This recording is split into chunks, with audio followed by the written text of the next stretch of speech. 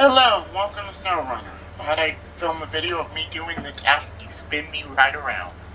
Doing this unique haul, the new cargo introduced in Season 12, North Carolina in SnowRunner as part of the Year 3 paths. So, here we go. Also, I wanted to give the Derry 3194 another chance, because last time I tried to use this, I forgot I had all-terrain tires on it, not OHDs. I have since changed that, and I want to see if it will make its way through the swampy area a little better than it did the first time because of that. So, here we go.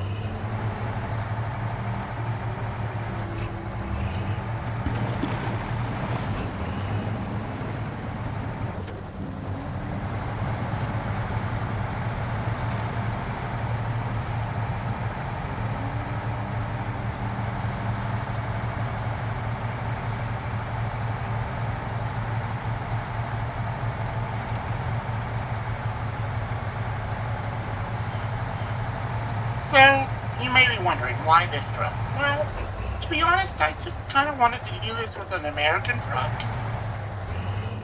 As for why this particular American truck, mainly just because you get it, you don't have to save up money to buy it, it's completing a contract in Alaska, so I'd like to use, in air quotes, free trucks whenever I can.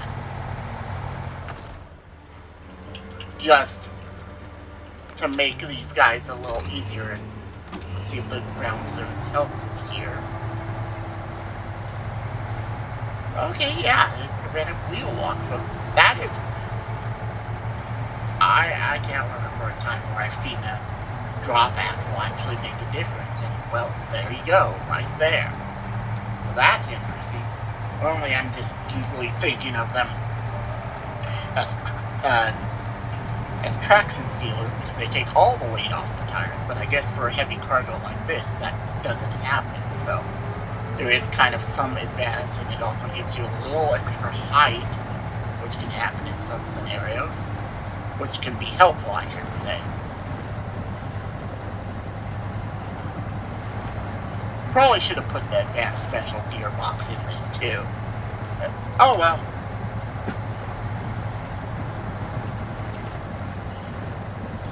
When the first time I drove this through here, pulling a step deck trailer for the task running on empty that had 4 cement on it, it got stuck.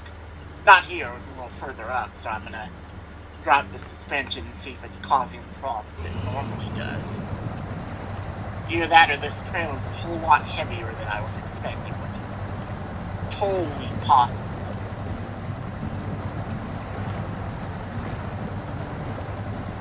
Then there's the idea that this is just a muddy mess, and maybe something with a little more ground clearance, like, say, the Pacific P-16, which I think on this file is in Yukon right now. And I didn't really want to spend $3,500 to bring it here just for one task, and then have to spend $3,500 to send it back to the Yukon, if you're wondering.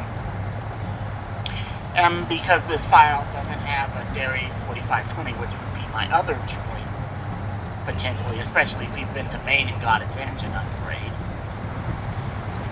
Well, I'm kind of pulling with this. I did buy the Kolobin. You could use that if you don't mind using a non-American, a non-USA truck to do this. And honestly, out of my trucks, that probably was the best one to get it through this fog. And it was just me kind of being stubborn and nostalgic that's going to lead to the struggle, but I suppose that's an option here. And again, another truck here that unlocks it, I believe driver rank 18, the Flying Rat would be another great choice if you don't care about the truck nationality. You'll have, particularly if you put the top engine in, significantly more power than the Derry has with its top engine, but the advantage is that the truck's significantly lighter, so you're not spending as much power trying to move the tractor engine with Derry is.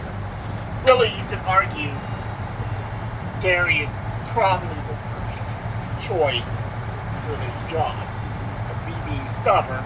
Well, also, I guess I should qualify worst choice here. Because as you can see, it is doing the job, and it's not having to rely on a wind, so it is kind of working well. It's just, it's not moving fast, so I guess it also depends on your definition of what an acceptable speed is. For me, I'm just happy it's moving without the winch, and I understand that jobs like this, they don't go fast, and that's okay. But I understand the people who want to be in automatic the whole time and not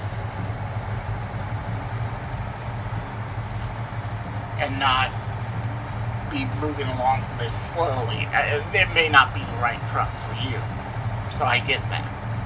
You could also argue that the FEM 37AT, since it's here, would be the other truck you could use. And the one caution I'd give about using that truck, it's kind of a consortium with a bunch of other trucks like the Tega 6436. No, the Tega 6455B, and that's just kind of long frames can sometimes get you in trouble on unique heavy hulls like this. Not as bad here as with the 8-slot trailer in, say, a Moore. You don't want to be moving that trailer with a long frame truck, that's for sure. You want normal or maybe something compact to move that. But it's one thing to think about, just because of how much frame the FEM has, that it may not be the best choice.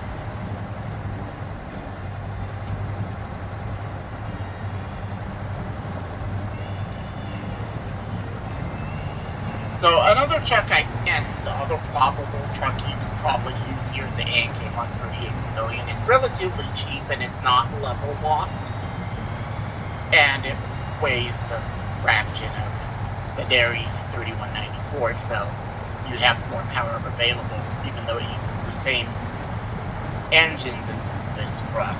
So there's that to keep in mind. So you don't get caught by a super branch. That would be annoying.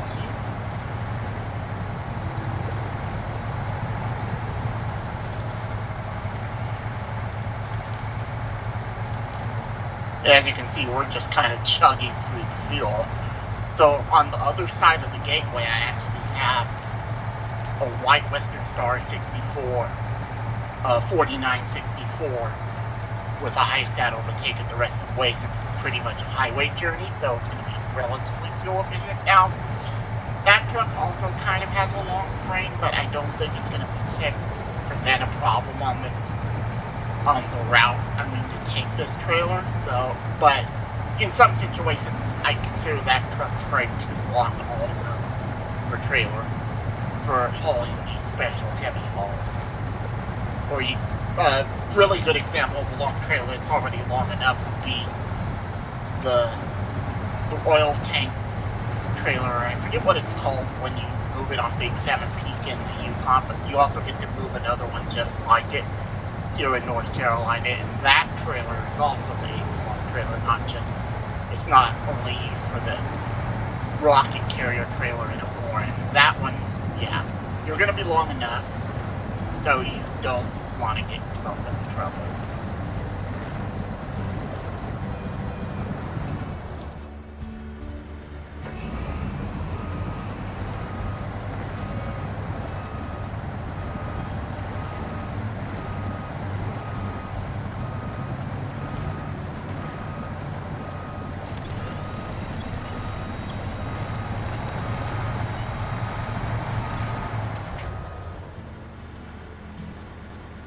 So, I had to winch. As far as winching goes, my philosophy is, if you have to winch once or twice because something went wrong, okay. But, in an ideal world, you'd want to say that you don't have any spots where it's a guaranteed winch, because that means you've either chosen the wrong truck or you don't have the right modules on a truck that is capable of what you're asking it for. But it's sometimes on some of the contexts and some reasons it does feel like the game developers are okay with having to have the player rinse no questions asked. It's just for me, I don't like that, but yeah, I guess it's an okay game design choice. It's just me personally, I just kind of go, okay, then why did I take the time to learn the particular route and pick the right truck with the right I guess modules, engine, tires, gearbox, if I'm just gonna auto have to rinse no matter what I do. When I was trying to haul the 770G with this truck, I did get into trouble right here. I don't know if it's extra sticky mud or it's just this truck loves to dig its bumper into the mud, and that just causes all kinds of problems due to its weight and relatively low power. So, there is that. So, see if I can reach. Because a situation like this where something's gone wrong that I didn't plan, that's okay with me if you have to lose. That's like okay. Things didn't go according to plan. I understand, and I'm glad we can winch.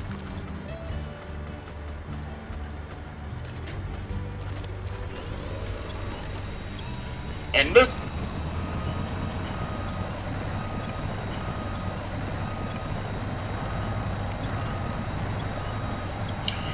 this one was potentially avoidable because all I had to do was cut the corner further to the left of the truck. And I wouldn't have buried the nose of the truck in the mud, because I think that's what's stopping it. I don't think the trailer's caught on anything.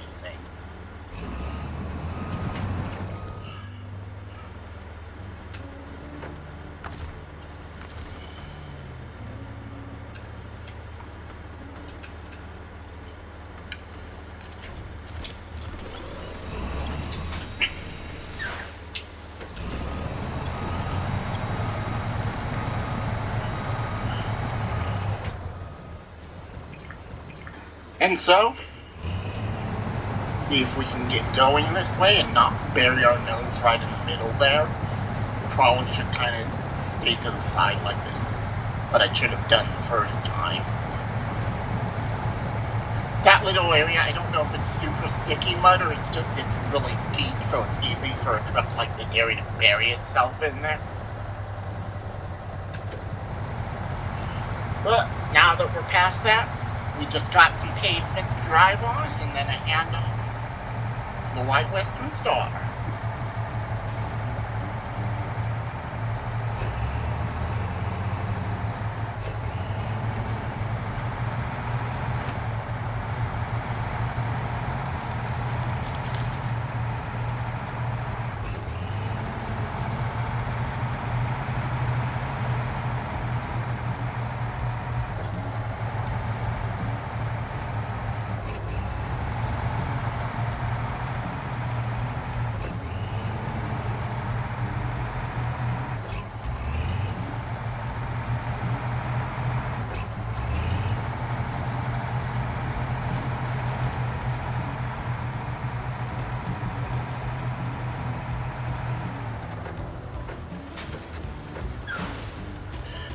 Oh, and be careful right here.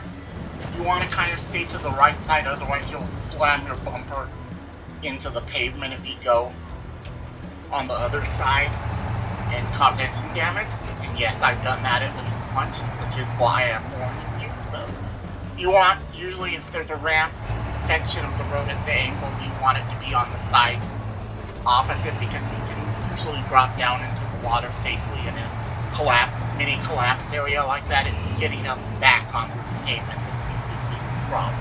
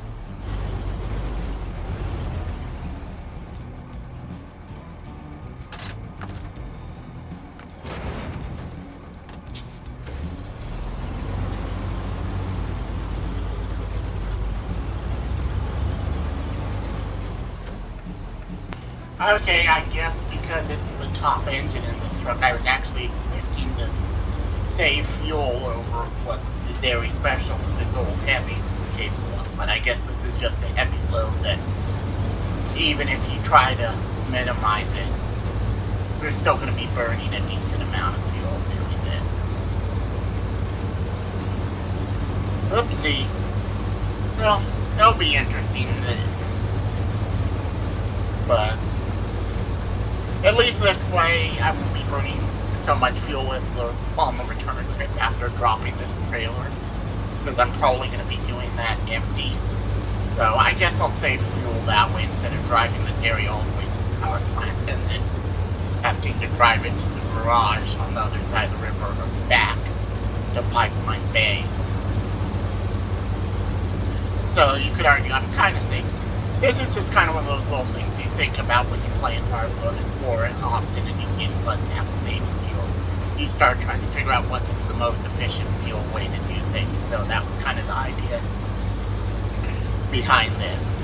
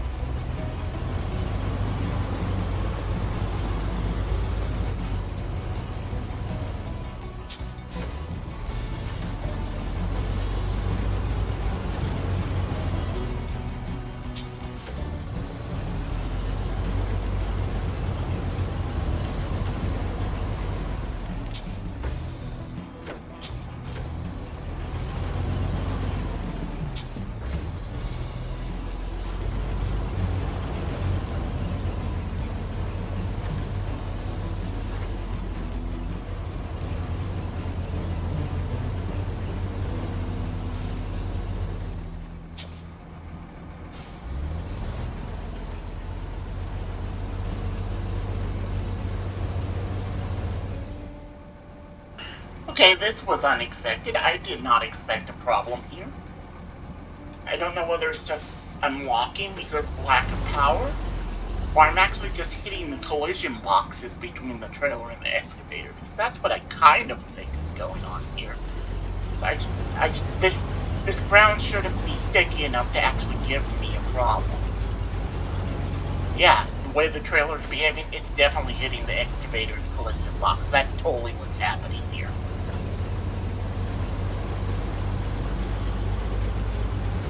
That's annoying. But we got past it, so we should be fine. Oh, and make sure you clear the rock slide up ahead before doing this, otherwise you're definitely going to have to take the detour through the mud. So, it definitely pays to clear the rock slide up here. It needs 2 medium planks to clear. Otherwise, this would be your off-ramp into the mud to go around the slide, which is where these cones are.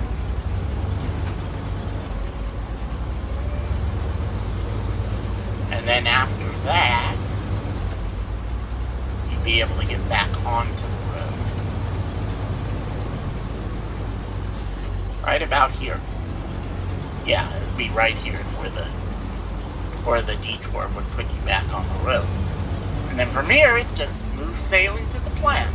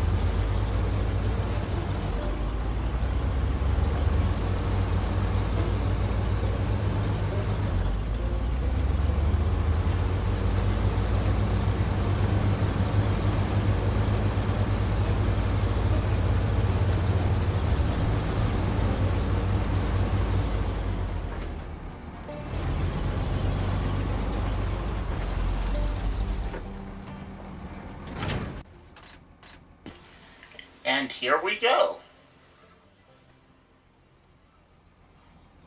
Wish we had a little sound, but oh well. Thank you. And thank you for watching.